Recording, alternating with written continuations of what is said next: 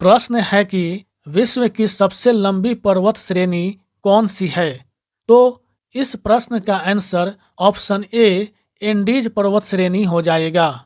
अगर हम एंडीज पर्वत श्रेणी की बात करें तो यह विश्व की सबसे लंबी पर्वत श्रेणी है, जिसकी लंबाई लगभग 7,000 किलोमीटर तक है।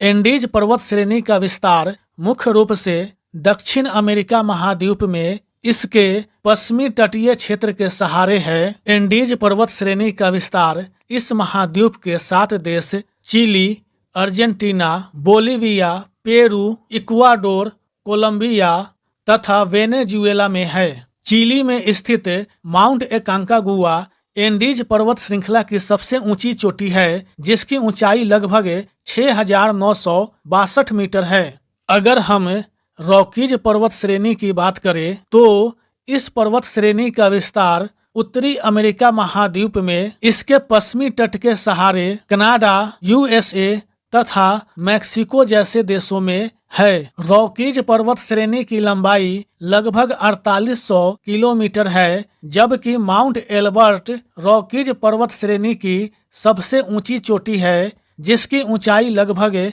4400 मीटर है। अगर हम बात करें हिमालय पर्वत श्रेणी की तो हिमालय पर्वत श्रेणी का विस्तार भारत के उत्तरी सीमा पर पश्चिम से पूर्व की ओर लगभग 2500 किलोमीटर तक है, जबकि हिमालय पर्वत श्रेणी की कुल चापीय लंबाई 3200 किलोमीटर है। नेपाल में स्थित माउंट एवरेस्ट इस पर्वत श्रृंखला की सबसे ऊंची चोटी है, जिसकी ऊंचाई लगभग 8,848 मीटर है। अगर हम बात करें ग्रेट डिवाइडिंग रेंज की तो यह पर्वत श्रृंखला ऑस्ट्रेलिया के पूर्वी तटीय क्षेत्र के सहारे उत्तर से दक्षिण की ओर लगभग 3500 किलोमीटर तक विस्तृत है। ग्रेट डिवाइडिंग रेंज की सबसे ऊंची चोटी कौन सी है, इसे आप लोग कमेंट कीजिए।